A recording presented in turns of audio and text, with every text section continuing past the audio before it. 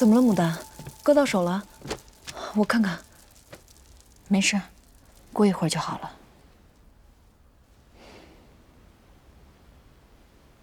你刻的这是祥云吗？好精细啊！还需要再雕琢一下。等刻好了以后，可以将这祥云印在节里的香包上，图一个好寓意。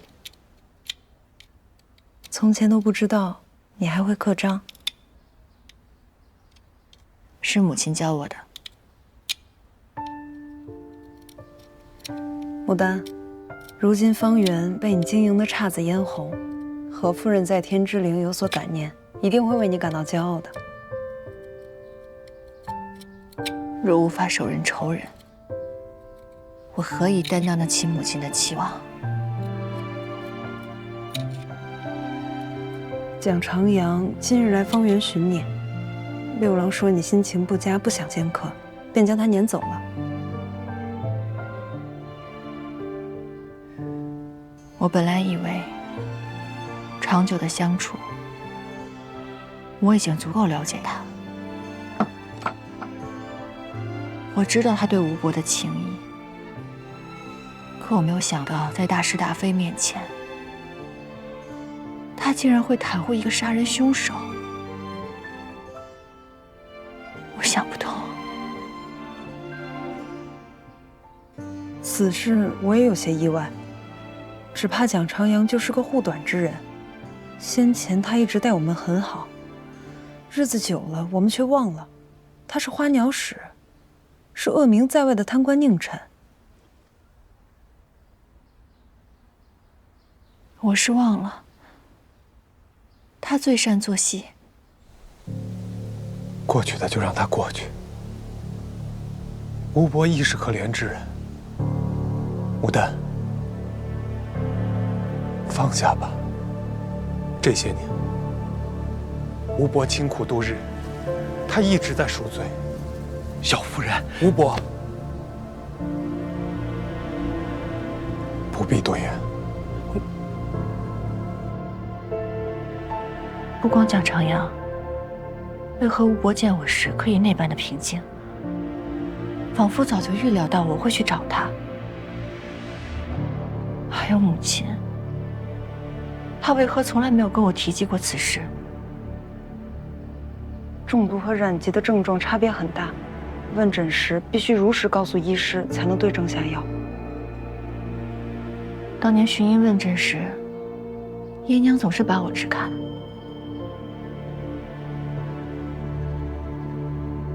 不行，我一定要查明真相。牡丹，让我查的我都查清楚了。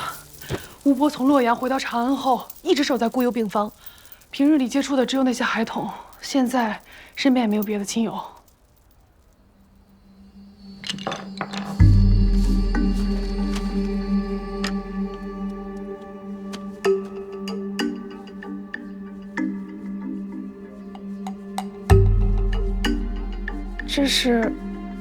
这是方中所有孩子的姓名，还有大概年纪。有几个我只知道他们的乳名，还需要向周围久居的村民问上一问。你查这些孩子做什么？我想知道这些孩子中有没有从洛阳来的。阿康，阿康，这平日阿康天天来这儿玩，怎么今日不见了？哎，站住！是不是阿康啊？你站住！打到哪儿了？疼不疼？无碍无碍。放开我！过来！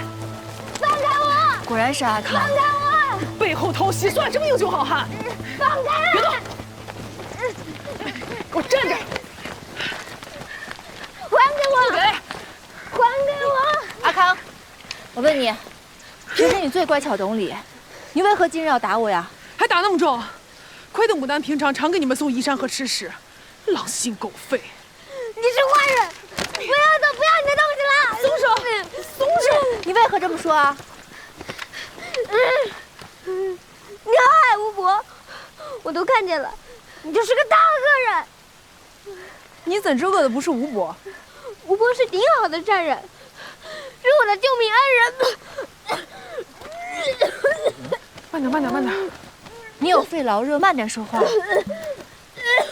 喝点水，来。哎，你干什么？我不要尿这个，要不是吴伯，我在发大水的那年就已经死了。你要害他，你就是我的仇人。阿康，我问你，你说的可是4年前洛阳那场暴雨洪灾？你真的是洛阳人？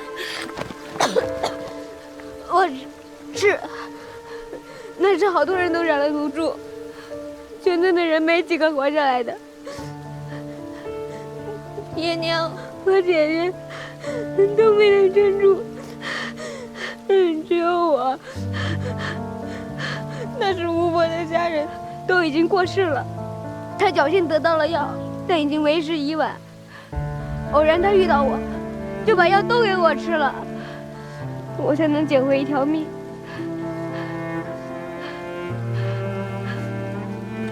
当年那场瘟疫，竟死了这么多人。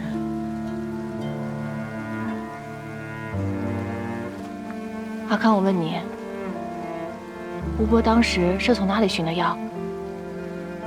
吴伯说，是从一个商户的宅子里寻到的。商户可姓何？吴伯没说，但肯定不是。你为何这般笃定？当年毒株，并不是无药可医，只是那药材昂贵，需要一味稀罕的牡丹皮。都说城中最大的和氏药铺有这种牡丹皮，可是那药铺的店主却趁机哄抬药价，把丹皮全部都卖给了名门贵户。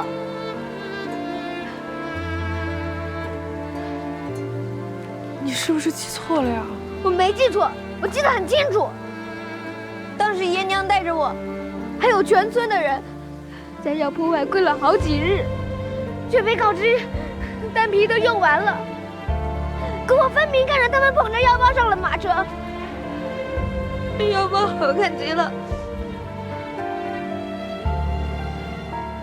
我问你，那药包上印着什么图案？是云，是红色的云。我也盼着爷娘能得到一包云彩，可知道他们跪死在药铺门口，也没人理会。村里的人也一个接一个倒下，后山的工地都已经埋不下了，死了太多人，太多了。吴伯说，种牡丹的人见死不救，他手中的丹皮便与毒药无异，不是天灾害死了大家，和氏药铺才是杀人的恶鬼，是我们的仇人。别胡说，小宝儿怎么回事？没胡说。别说了。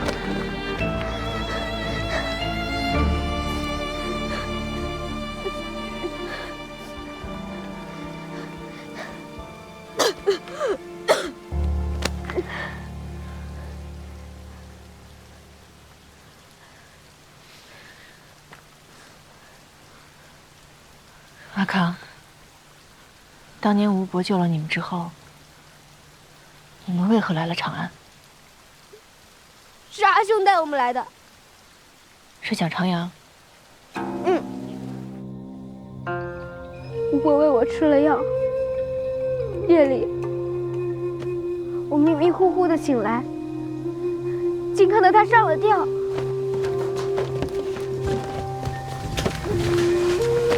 吴伯，是阿兄及时赶到，才救上了他。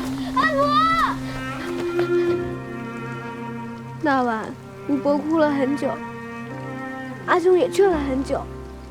阿兄告诉我，以后我便是吴伯的孩子，只有院子里的兄弟姊妹平平安安，吴伯才能好好的活下去。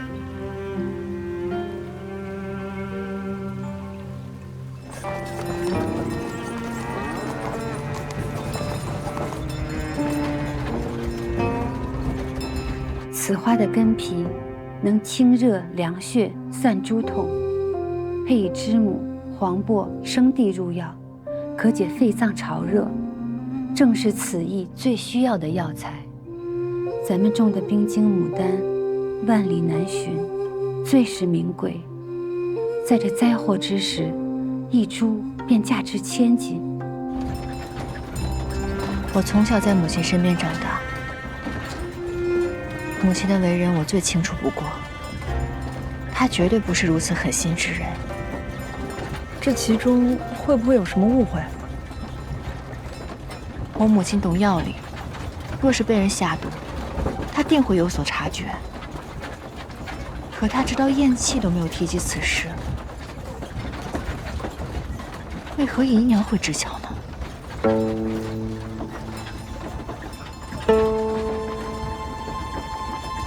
我要回趟洛阳。来了。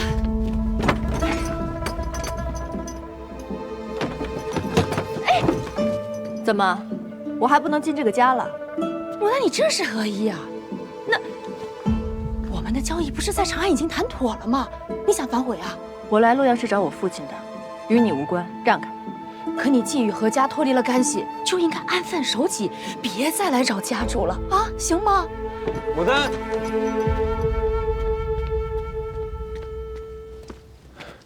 真的是你啊？怎么回家也不提前来个信？就是，快进来！来，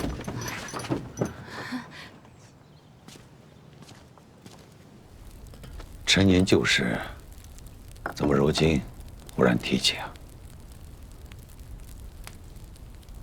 当年你们只是跟我说，母亲是突然病倒，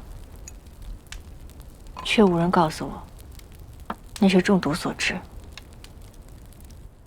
牡丹怎么会这么想呢？你母亲并非……父亲不必再隐瞒了，我已经知道了，那是吴红所为。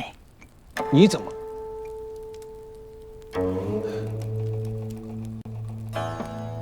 前几日你说回家探亲，实则你去了长安和牡丹见面了。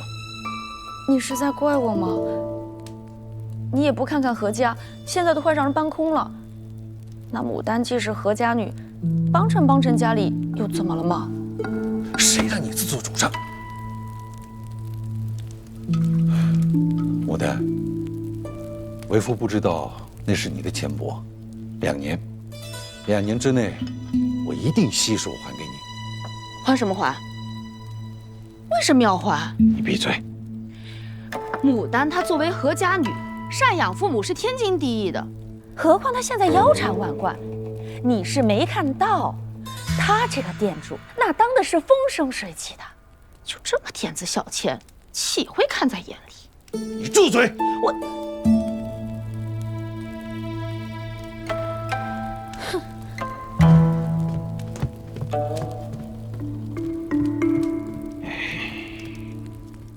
父亲，我今日前来，并非是来要钱的。若非姨娘告知，恐怕我也无法查到当年之事。你查到了多少？很多。当年洛阳疫病肆虐，母亲种植的冰晶牡丹可以救人命。父亲，你们当时是不是将丹皮卖给了高官权贵？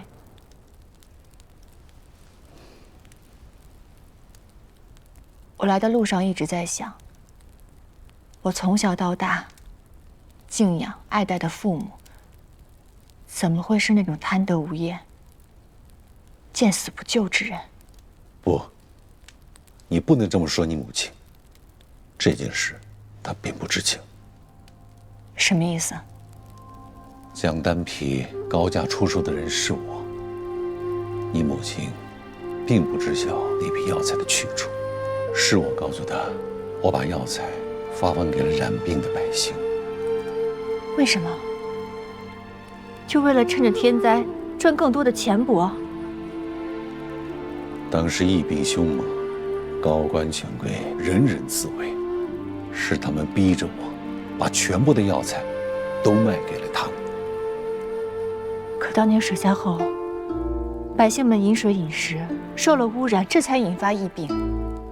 而贵人们整日待在府中，吃食用物金贵洁净，怎会轻易染病？那些个贵人哪管这些？外出采买的下人，但凡有1、2个染了病，他们被吓得惶恐不已，恨不得柴州备上几百副药才能安心。明明身子无恙，却囤着药材不用，也不肯救人命。父亲当初竟然会答应这门生意。为父只是一介商户，惹恼了权贵，他们便会查封我们所有的店铺，到时候你和你母亲也会受到牵连。武当啊，我不敢冒这个险。所以当时您就瞒着我们。你母亲生性慈软，只爱侍弄花草，已尚处年少，这种事告诉你们也只是徒增烦恼啊！我不能让你们母女跟着我受罪，我于心不忍。那母亲后来知晓了，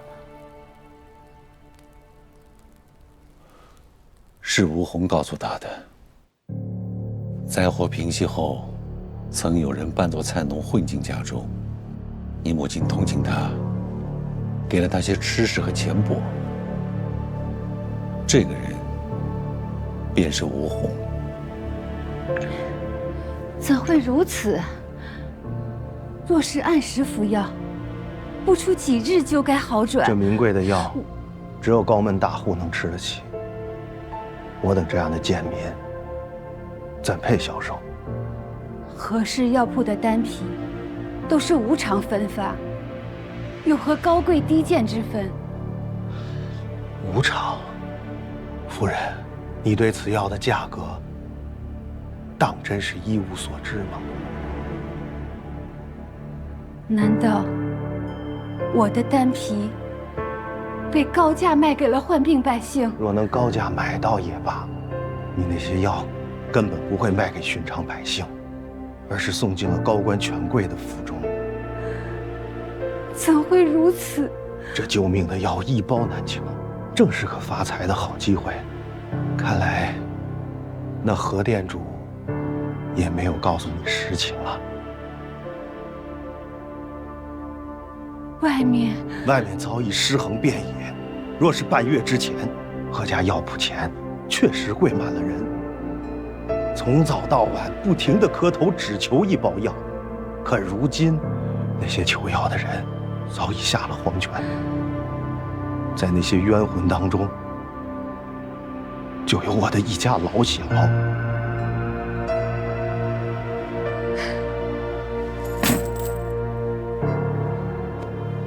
这半月来，我在贵人们的府外晃了个遍，却始终无人理睬。今日若是何店主在家，恐怕也会把我赶走。因缘际会，偏偏让我遇到了你。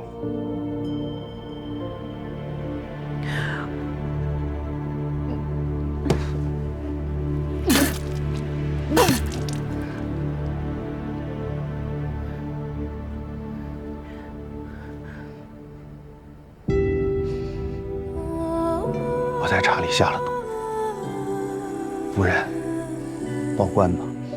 要杀要剐，听凭处置。命运弄人呢。我本想为我的家人报仇，可谁知，你作为这药的源头，却对此事毫不知情。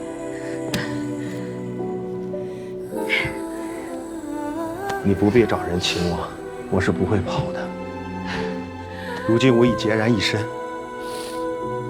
也无意苟活于世了。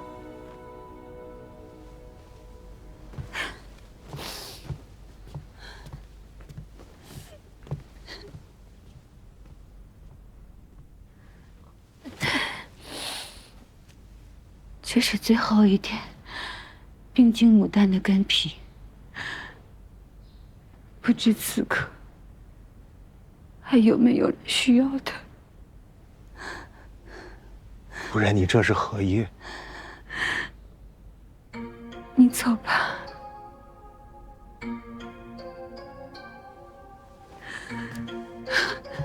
你不报官吗？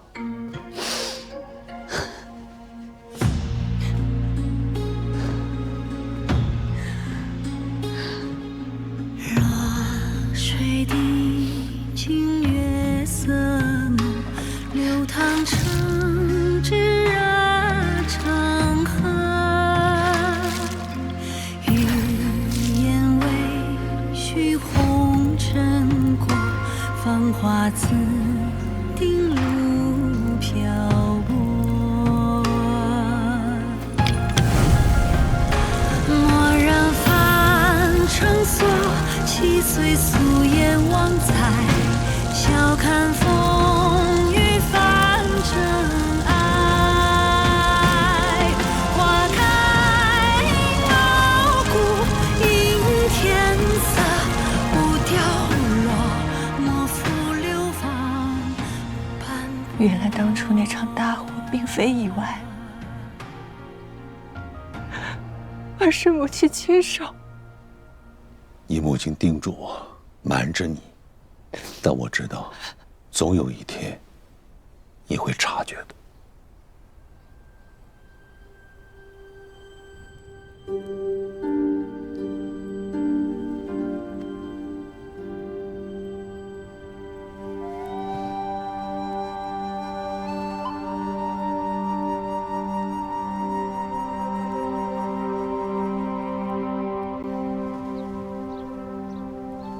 父亲，想与您商量一件事情。我打算寻找当年患病离世者的遗孤亲眷，若需救济，则竭力帮扶，亦会列出逝者名册，为他们好生建冢立碑。让为父来做吧。当年你并不知情，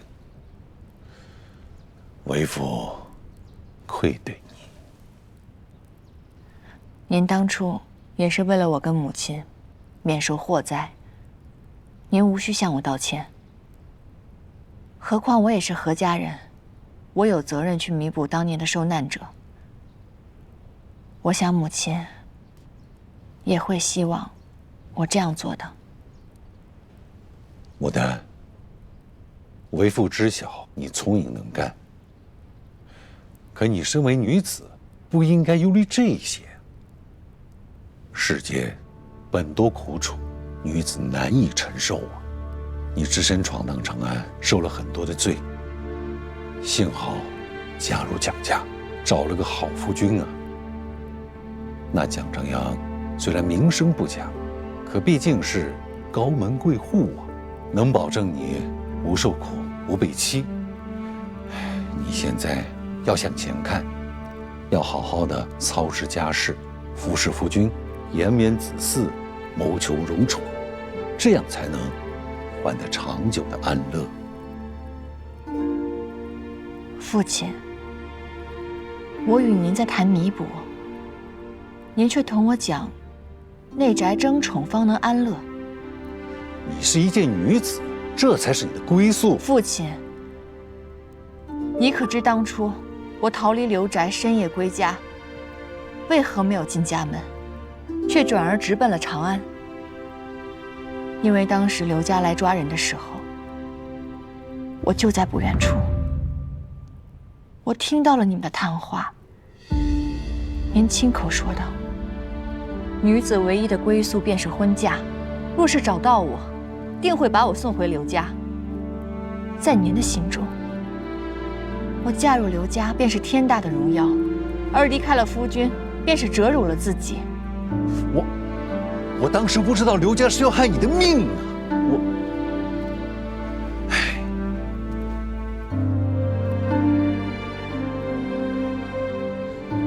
牡丹，现在的你和往日不同了。有何不同？你如今是蒋长安的妾室了。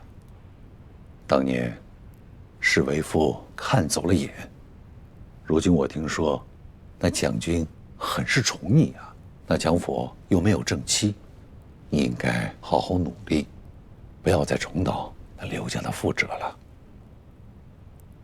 父亲，您可知，您疼我护我，却又轻视着我。您可知，当初我逃离刘家，不惜假死隐姓埋名，我努力经商，为的就是不再过这种囿于宅院、仰人鼻息的日子。牡丹，你想的太简单了，你根本不知这经商养家是有多难，何况你是一名女子呢。要知道，你现在能这样行事说话，那全是因为蒋长阳在后面帮你撑着腰呢。父亲真的是这么认为的吗？在您的眼中，女子只能依靠男子。起码他可以让你轻松一点，没错吧？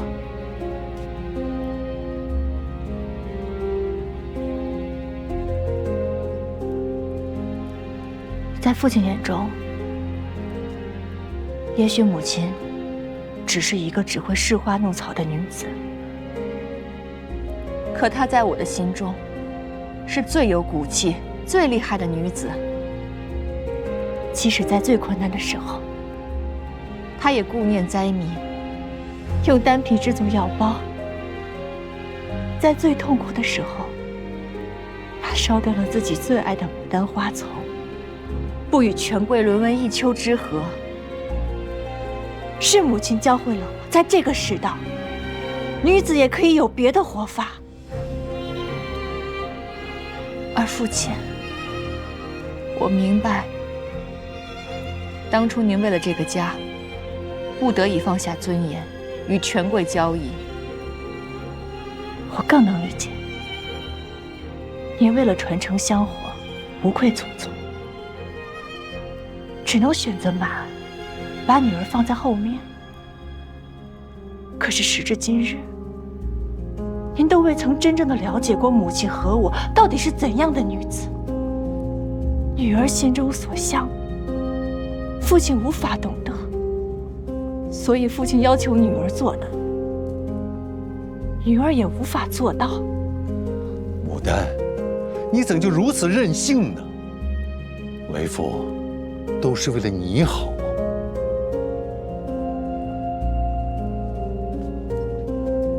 如何以女子之身立命于世，我心中早有定论，无需再谈了。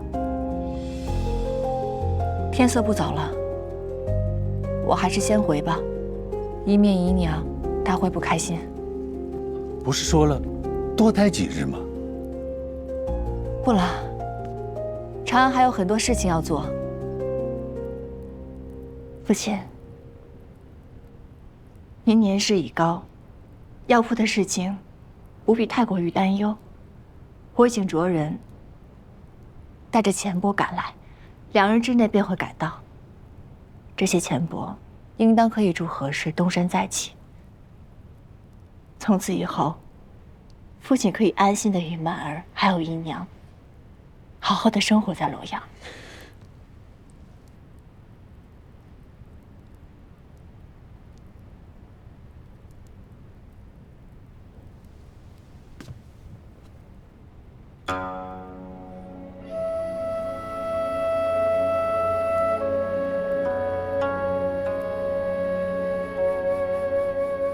父亲的养育之恩，女儿铭记在心。至于女儿的事情，女儿会自己处理好，还望父亲放心。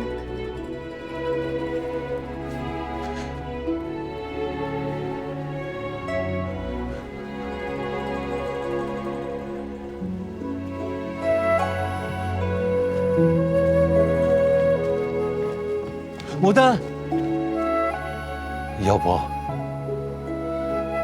吃了饭再回啊？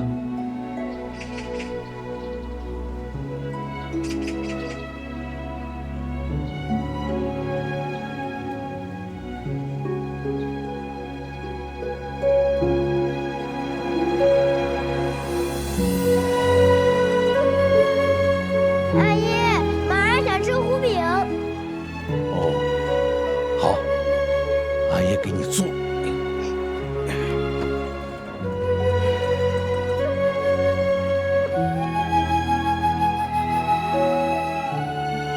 不了，父亲，您多保重。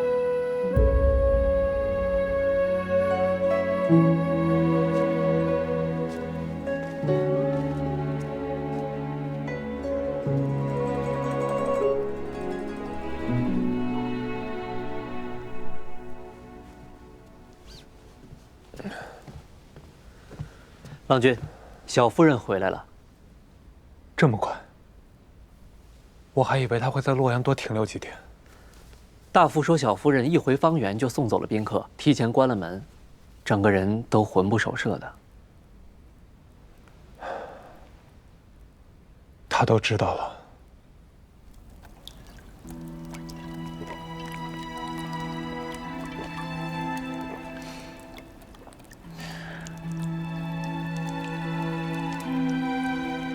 我也盼着爷娘能得到一包云彩，可知道他们跪死在药铺门口，也没人理会。村里的人也一个接一个倒下，后山的空地都已经埋不下了，死了太多人，太多了。吴伯说，中牡丹的人见死不救，他手中的丹皮便与毒药无异。不是天灾害死了大家，何氏药铺才是杀人的恶鬼，是我们的仇人。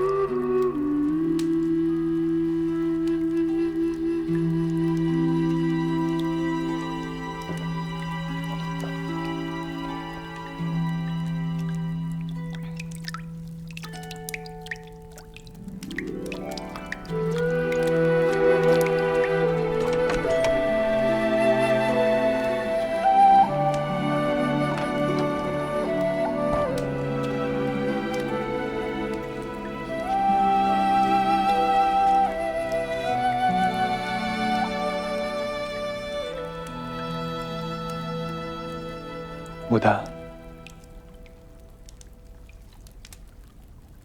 你是何时知道的？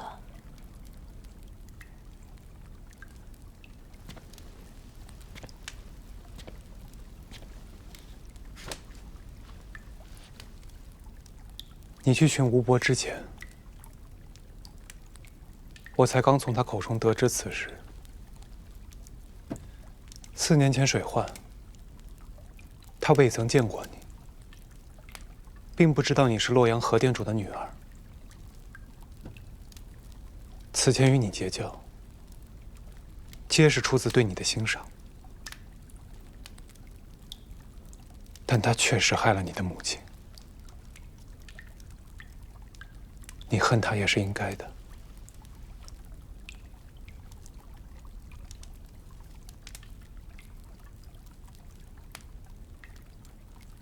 还疼吗？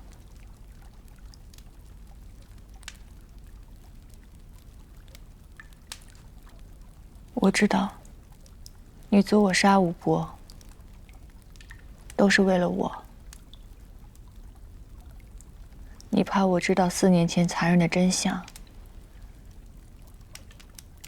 更怕我日后查出水患之事，会因之前一时冲动而后悔莫及。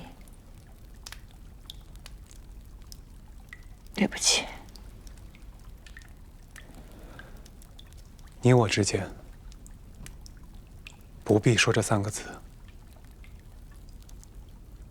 可是这3个字，母亲跟4年前死去的那些人再也听不到了。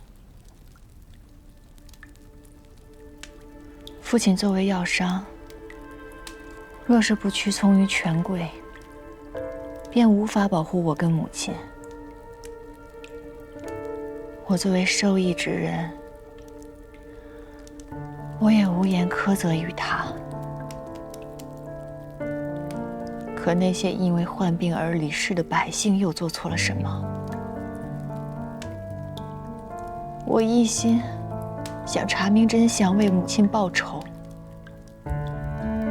可到头来却发现无人可恨，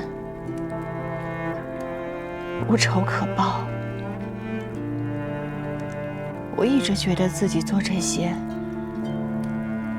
是可以给他人送去美好跟芬芳的，殊不知还有那么多人，别说是赏花了，连活着都艰难。天地不仁，世道苍凉。我突然间不知道要如何做好一个商人了。哪怕做到花商之首，这一切有什么意义呢？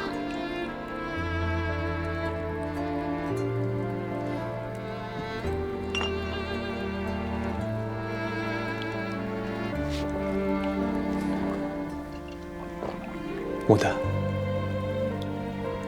你从商以来，从未赚过不义之财，从未做过亏心之事。你重开方圆，让那些无人可依、无家可归的女子有了依靠。你做这些怎么会没有意义呢？我将自己困于这方寸之间，看不到世间的真容。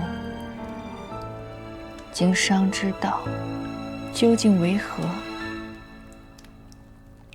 我想不明白了。我想不明白了。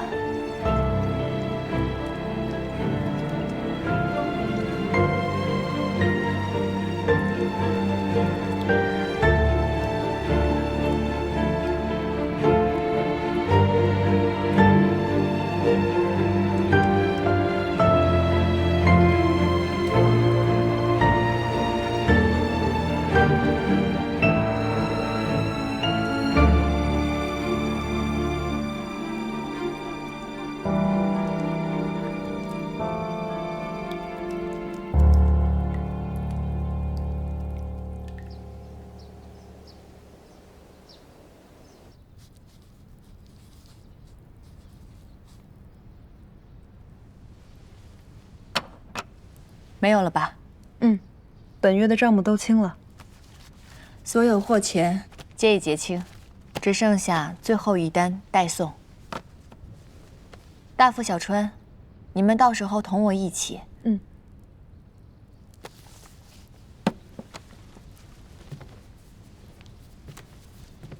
我总结了众人的擅长之事，还有做工的履历。汤大娘，我走以后，请您代替我，将大家妥善安排好，确保每个人在分铺都有合适的位置。之后转到铺子里做工。若是大家还想住在方圆，亦没问题。姐姐，你这是……送完这最后一单，方圆暂且关停。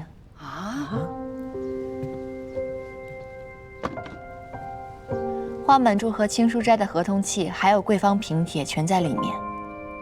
孙大娘，以后交给您保管了。日后这铺子由你们经营管理，我也放心。花满珠和方圆都已名满京城，你付出的心血和成就，全都不要了吗？是啊，牡丹，你真的想清楚了吗？经此一事，我反思了很多，曾经的执念跟宏愿，皆成茫然。若是强行继续，也无甚意义。我需要将自己的思绪理清楚，想明白，这从商真正的意义何在。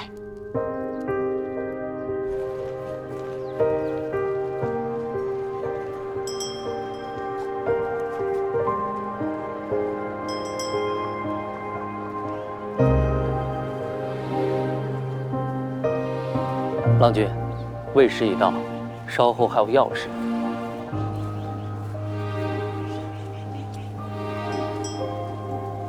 走。